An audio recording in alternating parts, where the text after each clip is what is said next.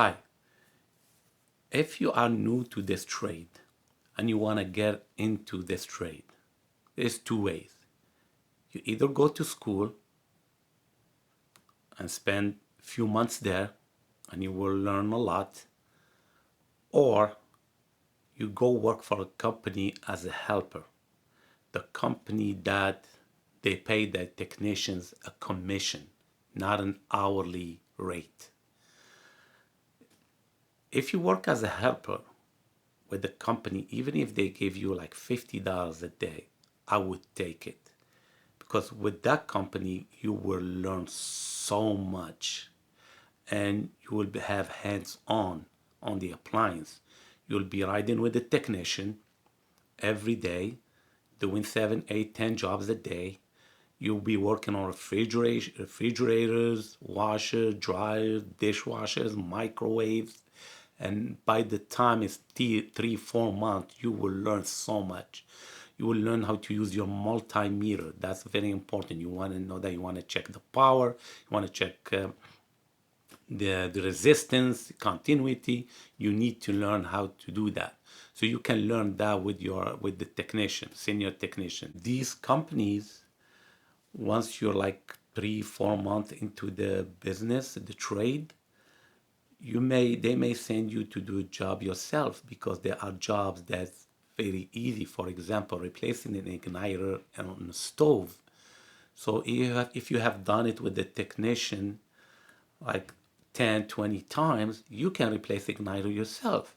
So on that job, they will give you a 40% or 45 or 50% commission on the job. You don't have to make that $50 a whole year long. So they may tell you, oh, there's a job nobody can go to it. They're so busy. Go replace the igniter there. You charge the customer about $3.50. The igniter is $20. If you take 150 from it, that would be perfect. So like that, you already start in making money. You start getting already a commission. You're not going on an hourly rate where you're going to stuck in there forever. So probably you'll be making 350, 400 a week when you're a helper. When they start giving you job here and there, you start making that 1,000 and 12 and 1,300 a week. You'll be riding with the technician for things that you don't know. And time to time, you just go by yourself, replace a water valve, igniter. So some things are easy. Sometimes just a fan, and you've done it already with the technician 5, 6 times. That's it. Because the model keep repeating themselves. And the fridge, if you go to a GE fridge side by side, 99% they're all the same. If you have replaced a part there, a relay on a compressor, all the relays are the same. Or an inverter or compressor, all of them are about the same. So these companies, they pay with commission. That's a way to go to start in this business. While working for these companies, commission companies, that's what I call them, they pay by commission. Some they pay about 35%, some 45%, some 50%. It depends. If you have your own vehicle, they give you more percentage. If you're using their vehicle, then you get less percentage. Best if you use your vehicle if you have one. If you don't have one, use theirs until you get your own vehicle. You don't have to get a van, but you can get any car. On meantime, you make some money. So what they do, it's like this. You go to the customer's house, the job is $400. You're replacing a water valve on a fridge. The valve costs $50. You're left with $350. If they give you 50%, you made $175 using your car. I haven't seen anybody give you 50% using their car, because if you use their van and their gas and their insurance, they cannot give you 50%. It's impossible. If you find somebody like that, that's perfect, but I doubt it. So if you have your car, small car that doesn't use a lot of gas, and you can use it and do the job. And some jobs you're gonna make 200 in your pocket. Some jobs 170, 175. Some jobs is only service charge. It depends on their trip charge, how much it costs. The trip charge is when you go to the customer, you do the diagnosis, and you tell the customer, your fridge needs a compressor. It's $1,000 job. And then the customer say, okay, I don't want to do it. I'm buying a new one. Okay, trip charge, maybe let's say average is $85. So you get about $42 from the trip charge. So you'll see some jobs you make 100, some jobs you make 50, some jobs you make 200, some jobs you're gonna make $500 on them if you're doing a sealed system. Sealed system, it's a big deal. You leave it last. You're not in a rush to buy any sealed system tools or anything yet. You just need to learn the trade. You know, you have to know how to fix a fridge, washer, dryer. Dryers, actually, they're great because the recall percentage is very, very low.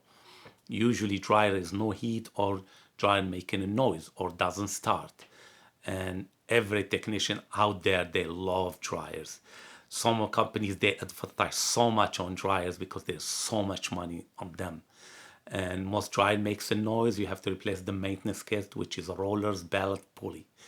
Anybody could do that. Not anybody, somebody experienced, a little bit experienced, by the way.